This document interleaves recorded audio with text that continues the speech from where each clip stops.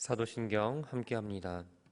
전능하사 천지를 만드신 하나님 아버지를 내가 믿사오며 그 외아들 우리 주 예수 그리스도를 믿사오니 이는 성령으로 잉태하사 동정녀 마리아에게 나시고 본디오 빌라도에게 고난을 받으사 십자가에 못 박혀 죽으시고 장사한 지 사흘 만에 죽은 자 가운데서 다시 살아나시며 하늘에 오르사 전능하신 하나님 우편에 앉아 계시다가 저리로서 산자와 죽은 자를 심판하러 오시리라. 성령을 믿사오며 거룩한 공회와 성도 죄를 사하여 주시는 것과 몸이 다시 사는 것과 영원히 사는 것을 믿사옵나이다. 아멘. 찬송 405장입니다.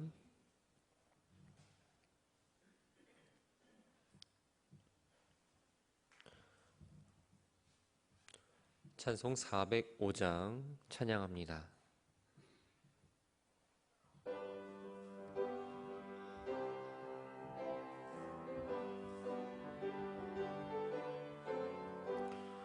주의 친절한 팔에 안기세 우리 맘이 평안하리니 항상 기쁘고 복이 되겠네.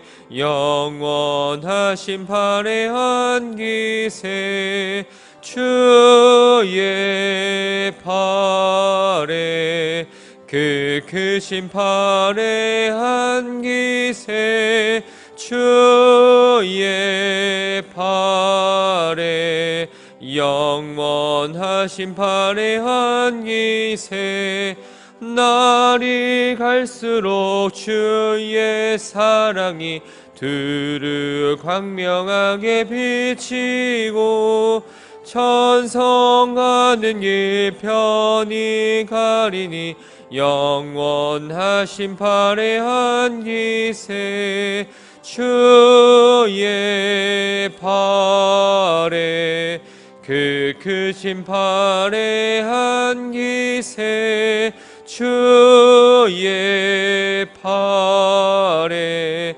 영원하신 팔에 안기세 주의 보좌로 나아갈 때에 기뻐 찬미 소리 외치고 겁과 두려움 없어지리니 영원하신 팔에 안기세 주의 팔에 그 크신 팔에 안기세 주의 팔에 영원하신 팔에 안기세.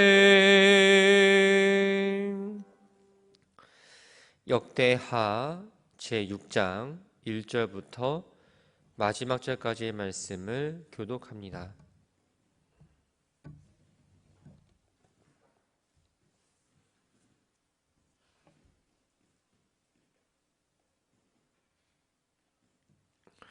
역대하 제6장 1절 말씀입니다.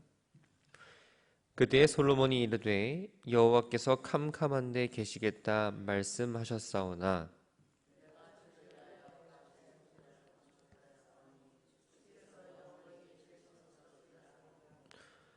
얼굴을 돌려 이스라엘 온 회중을 위하여 축복하니 그때 이스라엘의 온 회중이 서 있더라.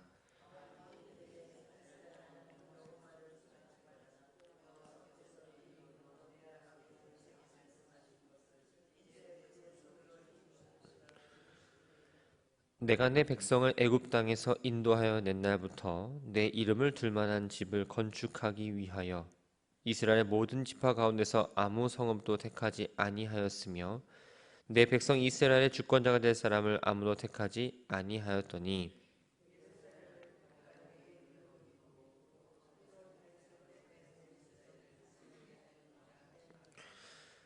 내 아버지 다윗이 이스라엘의 하나님 여호와의 이름을 위하여 성전을 건축할 마음이 있었더니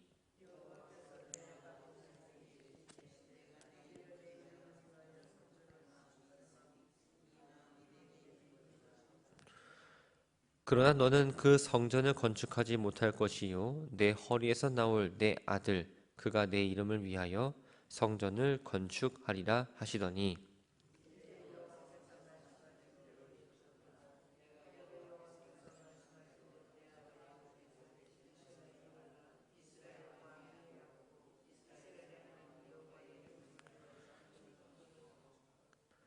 내가 또 그곳에 여호와께서 이스라엘 자손과 더불어 세우신 언약을 넣은 궤를 두었노라 하니라.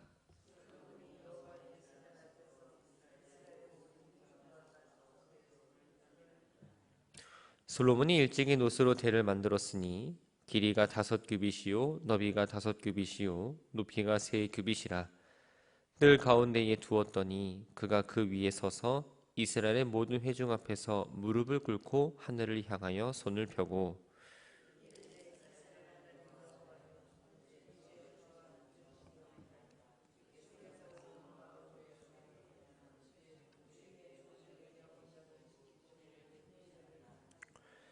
주께서 주의 종 내 아버지 다윗에게 허락하신 말씀을 지키시되 주의 입으로 말씀하신 것을 손으로 이루심이 오늘과 같으니이다.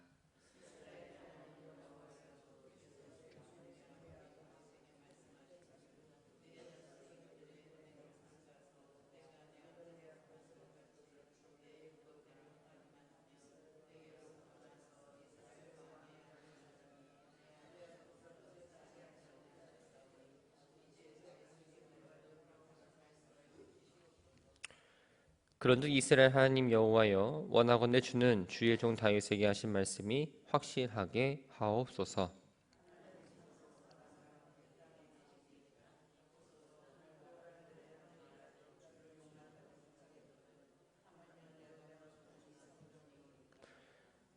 그러나 나의 하나님 여호와여 주의 종의 기도와 간구를 돌아보시며 주의 종이 주 앞에서 부르짖는 것과 비는 기도를 들으시옵소서.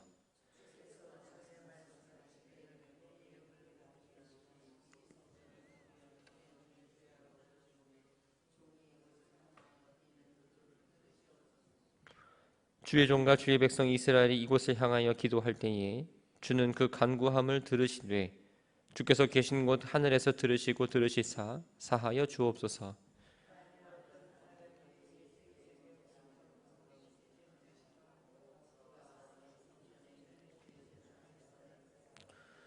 주는 하늘에서 들으시고 행하시되 주의 종들을 심판하사 악한 자의 죄를 정하여 그의 행위대로 그의 머리에 돌리시고 공의로운 자를 의롭다 하사 그 의로운 대로 갚으시옵소서.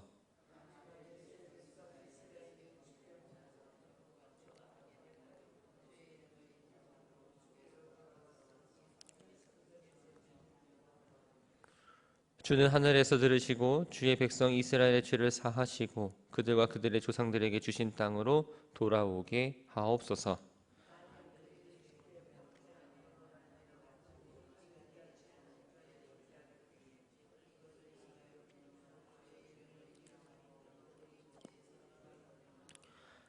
주께서는 하늘에서 들으사 주의 종들과 주의 백성 이스라엘의 죄를 사하시고 그 마땅한 행할 선한 길을 가르쳐 주시오며 주의 백성에게 기업으로 주신 주의 땅에 비를 내리시옵소서.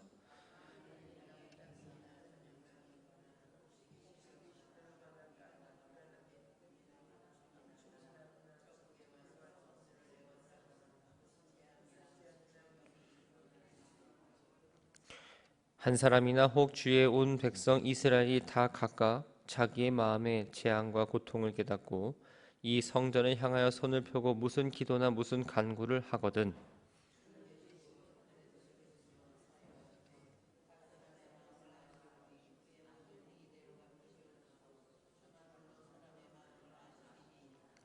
그리하시면 그들이 주께서 우리 조상들에게 주신 땅에서 사는 동안에 항상 주를 경외하며 주의 길로 걸어가리이다.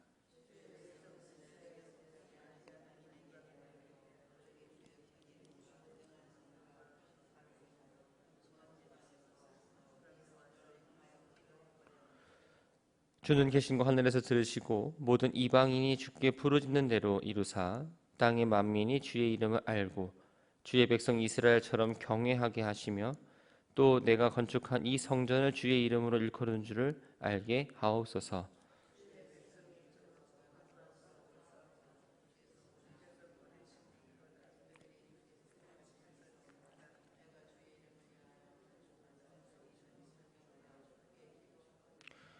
주는 하늘에서 그들의 기도와 간구를 들으시고 그들의 일을 돌보시옵소서.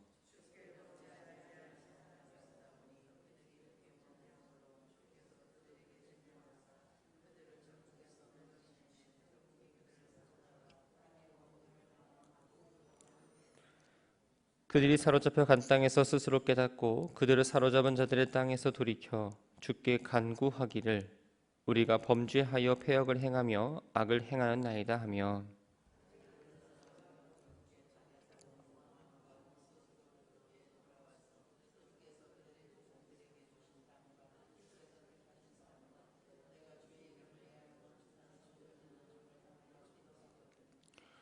주는 계신 곳 하늘에서 그들의 기도와 간구를 들으시고 그들의 일을 돌보시오며 주께 범죄한 주의 백성을 용서하옵소서.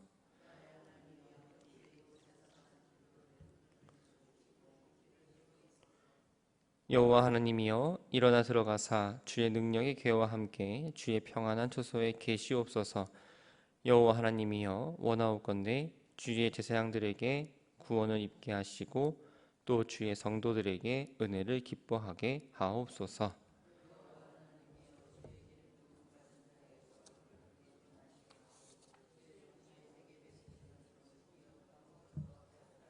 아멘. 일천번째 예물 박상엽, 박라온, 고만복 주님 앞에 예물 드렸습니다. 밤사이 많은 비가 내렸습니다. 지금도 비가 내리고 있지만 이 궂은 날씨 가운데에도 주님의 전으로 발걸음을 인도해 주시고 함께 모여 예배하게 하시니 감사를 드립니다. 아직 가보지 않은 시간에 대한 여러 가지 마음을 가지고 이 자리에 나와 주의 말씀을 듣고 또한 기도함으로 하루를 시작합니다. 어른이를 맞이할 때에 능히 감당할 수 있는 담대함을 허락하시고 또한 기쁘고 감사한 일을 맞이할 때에는 주님 앞에 더 감사를 고백하는 입술과 그 마음을 허락하여 주옵소서. 인간으로 보기에는 괜찮아 보이지만 주님의 비춰볼 때에는 참 부족한 인생을 살아갑니다. 우리의 주머니의 부족이 아니라 하나님 앞에 나오는 믿음의 부족을 고백하오니 우리의 믿음을 더욱 더하여 주시고 죄인된 우리의 모습을 주님께서 보시고 긍휼히 여겨 주옵소서. 이 시간 주님 앞에 예물을 올려드립니다. 드린 이들의 손길을 기억하여 주시고 세상에 나아가 수고하고 애쓰는 것 주님께서 아시오니 그들을 축복하여 주시고 또 위로하여 주옵소서. 가족들의 이름으로 드리는 번제 예물을 통해 또한 그들의 하루 또한 지켜주시고 목적에 따라 드린 헌금이 그 목적이 잘 사용되어서 하나님의 사랑이 잘 드러나도록 하옵소서. 예수님의 이름으로 기도합니다. 아멘. 어제 5절 말씀 마지막에 보면 이 성전에 구름이 가득했다라고 하면서 말씀을 마무리 지었습니다. 성전이 완성되어서 지성소에 언약궤를 안치했고 하나님을 찬양할 때 성전에 구름이 가득했습니다. 이 모습을 본 이 솔로몬은 하나님의 임재를 확신했고 이렇게 이야기를 합니다. 2절 말씀에 주를 위하여 거하실 성전을 건축하였사오니 주께서 영원히 계실 처소로소이다. 자신의 처소로 삼는 건 하나님의 결정입니다. 어떠한 이방신처럼 신전을 만들고 우상을 만들어서 가둬놓는 하나님이 아니라 어디에 계시든 무엇을 하든 하나님이 늘 같이 하셨다라는 거죠. 하나님은 어떠한 공간 안에 제한할 수 없으신 분입니다. 그동안 하나님의 성소는 광야 곳곳을 옮겨 다녔습니다. 약속의 땅 가나안 땅에 들어왔어도 어딘가 정착하지 않고 이곳저곳 옮겨 다녔습니다. 그런데 마침내 오늘 솔로몬의 성전이 봉헌이 되어서 하나님의 언약궤가 안정적인 초소에 안장이 되었고 하나님을 모시고자 하는 그 솔로몬의 겸손함과 또한 간절한 바람을 볼 수 있습니다. 성전이 처음 세워질 때 이곳에다 성전을 짓겠다라고 명확하게 말씀하시지 않았습니다. 출애굽한 그날부터 하나님께서 이스라엘에 수많은 성읍이 있었지만 성전을 짓기 위해 이곳을 택하지 않으셨고 또한 이들을 이끌어가는 지도자들 또한 먼저 택하지 않으셨는데 이제 예루살렘을 성전을 짓는 곳으로 택하셨고 그들을 다스릴 사람으로 다윗을 택했다라고 말씀을 하고 있습니다. 시편 122편의 성전에 올라가는 노래를 보면 다윗이 성전 건축을 얼마나 하고 싶었는지에 대해서 우리가 볼 수 있어요. 하나님은 다윗이 성전 건축에 대한 그 소원, 그 마음을 가진 것을 참 기쁘게 여기시고 칭찬하셨습니다. 그런데 성전 건축은 허락하지 않으셨어요. 대신에 성전 모든 부분의 양식, 그런 것들을 주셔서 설계하도록 하셨고 또한 이 다윗 시대의 다음 세대가 성전을 지을 수 있도록 하나하나 준비할 수 있는 시간을 허락하셨습니다. 하나님께서 다윗에게 성전을 건축하지 못한 이유는 무엇이었을까요? 그것은 그가 군인으로서 전쟁에서 많은 피를 흘렸기 때문입니다. 그런데 다윗이 피를 많이 흘렸다는 건 다윗 한 사람에게 한정되는 이야기는 아닙니다. 이 전쟁이 나면 다윗 혼자 나가 싸우지 않았습니다. 이스라엘 백성들과 함께 나가 싸웠습니다. 그들은 수많은 전쟁에 동원이 되었고 또 죽었고 심적으로 육적으로 많은 고통을 받은 상태입니다. 하나님께서는 이스라엘 정복 사업이 끝나고 이제 좀 안정이 된 상태에서 성전을 짓고자 하셨습니다. 그래서 솔로몬을 택하셔서 다윗에 이어 왕으로 세우셨고 그가 성전을 건축하는데 이 모든 일들이 우연이나 어떤 사람의 계획으로 이루어진 것이 아니라 하나님의 말씀 가운데에 하나님의 계획 가운데에 이루어졌다는 사실을 알려줍니다. 12절부터 42절까지의 좀 긴 말씀이 있는데 이건 바로 솔로몬의 기도입니다. 하나님을 찬송하고 백성들을 축복한 이 솔로몬이 이제는 무릎을 꿇고 하늘을 향해서 손을 편 채 기도합니다. 일반적으로 누군가의 무릎을 꿇었다는 것은 굴복과 존경을 의미합니다. 그런데 이 왕에게 하나님께 무릎을 꿇었다는 건 바로 하나님께 기도하고 하나님을 경배했다라는 의미로 보시면 될 듯합니다. 솔로몬이 무릎을 꿇고 기도한 건 자신이 이스라엘을 다스리는 왕이지만 하나님께서 맡기신 나라와 하나님의 백성을 다스림에 있어서 자신은 그저 하나님의 종에 불과하다는 그 사실을 백성들 앞에서 보여주고 있는 거죠. 솔로몬은 하나님의 신실하심에 대해서 찬양했습니다. 다윗에게 하신 그 언약을 이뤄달라는 간구를 합니다. 그리고 솔로몬 자신과 이스라엘 백성들이 이 성전을 향해서 기도할 때에 하나님께서 그 기도를 들으시고 응답해 주시기를 간구하고 있습니다. 22절부터 39절까지의 말씀을 보면 하나님께서 자신과 백성들의 기도를 들어달라는 어떠한 구체적인 내용에 대해서 간구를 합니다.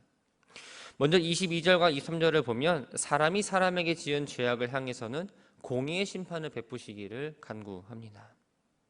구약시대 이스라엘 사회에서는 어떤 사람에게 범죄의 혐의가 있는데 그에 대한 확실한 증거가 없을 때, 그래서 최종 판결을 내리기 어려울 때에 피해자가 하나님께 자신의 죄가 무죄하다라는 맹세를 하도록 했습니다. 이러한 행동은 사람의 마음을 꿰뚫어 보시는 하나님을 증인으로 모시는 걸 상징합니다. 만약에 이 사람이 죄가 있는데 하나님을 맹세하고 죄가 없다라고 거짓말을 했다면 하나님의 이름을 망령되이 일컫는 것처럼 되기 때문입니다. 이러한 맹세는 하나님을 향한 신앙이 굳건했을 때는 참 가능한 일이었습니다. 그런데 지금 이스라엘 백성들이 하나님을 향한 신앙이 조금 약화되었고 솔로몬을 통해서 약속을 신실하신 하나님께서 이 맹세를 들으시고 거짓 맹세한 사람에게는 심판을, 참된 맹세를 한 사람에게는 보호해 주시기를 간구한 겁니다. 솔로몬의 두 번째 기도는 개인이 아니라 국가를 위한 중보 기도입니다. 이스라엘이 적국과의 전쟁에서 패해서 하나님께 주신 그 땅에서 쫓겨날 경우를 가정하고 있습니다. 솔로몬은 적국과의 전쟁에서 패배가 이스라엘 백성들의 범죄에 대한 하나님의 징계라고 생각을 합니다. 이스라엘 백성들이 전쟁을 할 때에는 하나님이 나와 함께 하신다라는 생각을 갖고 있었습니다. 그런데 무조건 하나님 함께 하시니까 이긴다라고 생각하지는 않았어요. 하나님께서 승리를 주시고 패배를 주시는 건 그들 자신들이 하나님께 순종을 하느냐 그렇지 않느냐에 따라서 승패가 정해진다는 사실을 분명히 알고 있었기 때문입니다. 솔로몬은 이스라엘이 비록 범죄하여 하나님의 징계를 당할지라도 회개하면 은혜를 베풀어 주시기를 원했습니다. 이스라엘 백성들은 이 가뭄이라는 걸 어떠한 자신들의 범죄에 대한 하나님의 형벌로 간주합니다. 그래서 범죄로 인해서 이스라엘 백성들이 가뭄으로 힘들어할 때 부르짖는 고통의 소리를 들어주시기를 바란다라고도 기도하지요. 28절부터 31절까지의 말씀은 이스라엘 범죄를 해서 하나님께 경고하신 그 재앙에 대해서 이야기합니다. 예를 들면 본문에 나와 있는 대로 밀이나 보리의 이삭이 기생충이 생겨서 기생으로 변하는 이 깐북이나 농사에 해를 끼치는 황충들로 인해서 농사에 피해를 볼 때, 또 전염병이 있을 때 하나님께서 그들이 하나님을 기도할 때에 회개하면 구원해 주시기를 원하고 있습니다. 지금까지 기도는 이스라엘 본인들이던 이스라엘 국가던 그들을 위한 기도였다면 32절과 33절은 이방을 위한 기도입니다. 솔로몬은 하나님께서 민족을 초월해서 똑같은 혜택을 그들에게 베풀어 주시기를 원했습니다. 하나님은 단순히 이스라엘의 민족신, 이스라엘의 지방신의 개념이 아니라 또 이스라엘이 선택받은 민족이라는 어떤 우월의식에 사로잡히지 않고 그들에게도 동일하게 하나님의 은혜가 가득하기를 기도했던 겁니다. 34절부터 39절까지의 말씀은 백성들이 죄악으로 인해서 하나님께 징벌당하고 이방의 포로로 잡혀갈 경우에 그들이 그곳에서 잘못을 뉘우치고 회개하면 그들을 용서해 주시고 다시 회복시켜 주실 것을 바라고 있습니다. 사실 이스라엘이 범죄하면 이방의 포로로 끌려갈 거라는 그 사실은 이미 모세 시대 때 예언이 되었습니다. 솔로몬이 이 사실을 염두하고 기도했던 건 이방의 포로로 잡혀갈 것을 예측했을지도 몰라요. 결국 어떻게 되었죠? 이스라엘 왕국이 남북으로 분단이 됐습니다. 하나님을 배반했고 우상을 숭배하고 하나님이 싫어하는 일들을 갖가지 다 하긴 했어요. 결국은 북이스라엘은 BC 722년에 아수르에 의해서 멸망을 당했고 많은 사람들이 포로로 끌려갑니다. 남유다는 BC 586년에 바벨론에 의해서 멸망을 당하고 그들도 많은 사람들이 포로로 잡혀가게 됐지요. 마지막 40절부터 42절까지의 말씀은 솔로몬의 기도의 마지막 부분입니다. 이 부분은 시편 132편 8절부터 10절까지의 말씀과 16절 말씀을 인용한 내용입니다. 솔로몬이 기도할 때의 내용을 잘 보면 주요 단어가 있습니다. 우리 하나님, 또 나의 하나님. 우리 하나님은 말 그대로 이스라엘 백성하는 내가 대표 왕으로서 하나님을 부르는 호칭이라면 나의 하나님은 솔로몬이 개인적으로 하나님과 교제할 때 쓰는 말인 걸로 생각하시면 됩니다. 솔로몬은 하나님과 친밀하게 교제했던 것들을 기억하고 부르짖으면서 자신들의 기도에 귀 기울여 달라고 간구를 하고 있습니다. 40절 말씀에 눈을 드시고라는 말은 인간을 살피시고 구원하시고자 하는 어떤 하나님의 특별한 관심과 행동을 말합니다. 간혹 성경에 보면 눈을 드신다는 표현이 있습니다. 좋은 의미입니다. 근데 반대로 눈을 가리우다라는 표현이 나옵니다. 이 말은 은총을 거두시고 더 이상 하나님께서 인간들의 삶에 관심 갖지 않으시고 또한 그들의 기도에 응답하지 않음을 의미하는 표현입니다.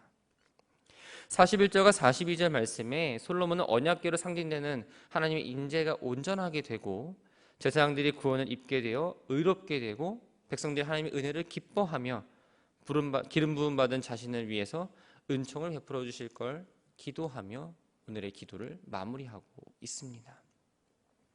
사랑하는 성도 여러분, 우리가 하나님께 기도할 때 왜 기도를 할까요? 그냥 나와서 기도하는 시간이라서 기도할까요? 하나님이 들어주신다는 분명한 믿음이 있고 하나님께서 나의 기도에 응답해 주실 거라는 분명한 그 마음이 있기 때문에 하나하나 작은 것 하나도 하나님께 내어놓을 수 있습니다. 그렇다면 그 확신의 근거는 무엇일까요? 바로 하나님의 약속입니다. 성경을 읽다 보면 하나님께서 분명히 약속하신다는 것을 우리가 알 수 있습니다. 솔로몬은 이 사실을 알았기 때문에 다윗에게 약속한 대로 그 뜻을 유지시켜달라고 분명하게 기도할 수 있었습니다. 하나님 뜻대로 기도할 때에 우리는 기도의 응답에 대해서 확신할 수 있습니다. 하나님께서 내 기도를 들어주시겠지, 하나님이 그들에게 약속하신 것처럼 나의 기도에도 응답해 주시겠지라는 나의 믿음이 있기 때문에 우리가 함께 기도하는 것 아닐까요? 말씀을 통해서 하나님의 뜻을 알아야 합니다. 하나님의 뜻을 구해야 하는 기도를 하기 때문에 하나님 앞에 기도할 때에 어떤 포장을 해서 기도하라는 의미는 아니에요. 마음껏 털어놓으셔도 좋습니다. 컵에 있는 물이 다 잘라서 진짜 메마르게 다 모든 걸 내어놓아서 기도해도 좋습니다. 그러나 그 기도의 마지막은 무엇입니까? 하나님의 뜻이 이루어지게 해달라고 기도해야 합니다. 때로는 하나님의 뜻대로 기도해달라 하지만 기도의 응답이 오지 않을 때가 있어요. 그렇다면 다시 처음부터 돌아가 보시기 바랍니다. 하나님께서 왜 응답을 주시지 않으실까? 혹 내가 하나님 앞에 정결하게 나가지 못했는가? 내가 죄악 덩어리고 내 죄를 먼저 해결하지 못했는데 무조건 내 문제만 해결해달라고 그 사람에게 해결해 주셨으니 나도 해결해달라는 어떠한 그러한 잘못된 믿음을 가지고 나아가진 않았는가? 우리가 하나님 앞에 나아갈 때는 먼저 내 삶이 정결해야 합니다. 이 성전에 들어올 때에 앉아서 기도하시기 전에 나의 잘못된 것들, 나의 죄된 것들을 먼저 내려놓고 주님 앞에 기도해야 합니다. 우리가 하나님의 성전은 거룩하다라는 사실을 너무나 잘 알고 있습니다. 우리 또한 하나님의 성전입니다. 내가 거룩해야 합니다. 내가 정결해야 합니다. 음식을 하는 사람이 그릇이 깨끗하지 않으면 아무리 좋은 음식을 담아도 맛있어 보이지 않습니다. 우리가 정결해야 우리에게 부어주신 하나님의 믿음과 은혜가 더욱더 돋보입니다. 우리가 깨끗하지 않을 때, 우리가 더러울 때에 하나님의 은혜는 임하지 않습니다. 바라고 소망하는 건 하나님 앞에 나아갈 때에 내 안에 있는 죄들을 먼저 고백하시기 바랍니다. 수많은 기도 가운데에 많은 제목들이 있지만 내가 먼저 하나님 앞에 정결하게 나아가시기 바랍니다. 그런 마음을 가지고 우리가 예배해야 합니다. 사람의 눈으로 봤을 때는 이 사람이 예배를 잘 드리고 있는지 못 드리고 있는지 겉으로만 판단할 수 있지만 하나님은 우리들의 정신과 우리들의 마음까지도 다 간파하고 계십니다. 그리고 그 이후에 우리의 기도 가운데에 하나님께서 주신 약속을 근거로 믿음으로 기도하시고 하나님의 뜻대로 모든 것들이 이루어질 수 있도록 순종하는 마음으로 나아가시기를 주의 이름으로 축원합니다. 기도합니다. 참 좋으신 하나님, 성전 안에 주님의 영광이 가득하고 함께 모여 하나님을 경배했던 이들을 축복했던 솔로몬의 모습을 기억합니다. 오늘 모인 이 자리에 이 성전 안에도 주님의 영광이 가득하고 나와 함께 예배하고 믿음의 길을 걸어가는 이들을 축복하게 하옵소서. 다윗이 하나님을 사랑해서 성전을 짓고자 하는 마음이 있던 것처럼 우리의 마음에도 하나님을 사랑하는 마음이 가득하기를 소망합니다.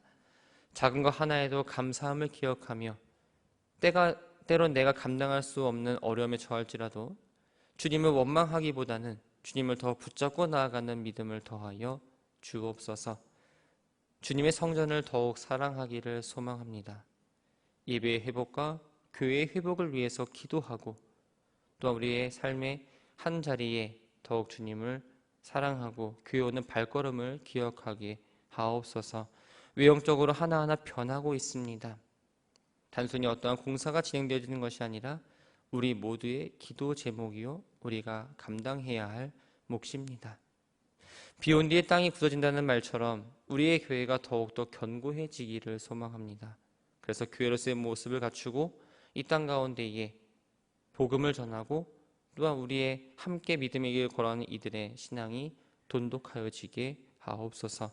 내 안에 있는 막힌 담들을 하나하나 내려놓고 먼저 손 내밀 수 있는 마음 또한 부어주시기를 소망합니다. 주님의 성전뿐만 아니라 성전으로 세워진 내 모습도 거룩하고 정결하게 하옵소서. 죄악된 모습으로 주님 앞에 내려놓게 하시고 깨끗게 해주시고 정결한 그릇 안에 하나님의 말씀과 주님의 은혜가 가득 찬 삶을 살아가게 하옵소서. 하루를 시작합니다. 새로운 시간, 새로운 생명을 주심에 감사를 드립니다. 오늘 하루를 마무리했을 때에 기쁨으로 마무리하게 하시고 또 오늘 하루를 돌아봤을 때에 후회하지 않은 복된 시간 되게 하옵소서. 예수님의 이름으로 기도합니다. 아멘. 하늘에 계신 우리 아버지여, 이름이 거룩히 여김을 받으시오며 나라가 임하시오며 뜻이 하늘에서 이루어진 것 같이 땅에서도 이루어지리이다. 오늘 우리에게 일용할 양식을 주시옵고 우리가 우리에게 죄 지은 자를 사하여 준 것 같이 우리의 죄를 사하여 주시옵고 우리를 시험에 들게 하지 마시옵고 다만 악에서 구하시옵소서. 나라와 권세와 영광이 아버지께 영원히 있사옵나이다. 아멘.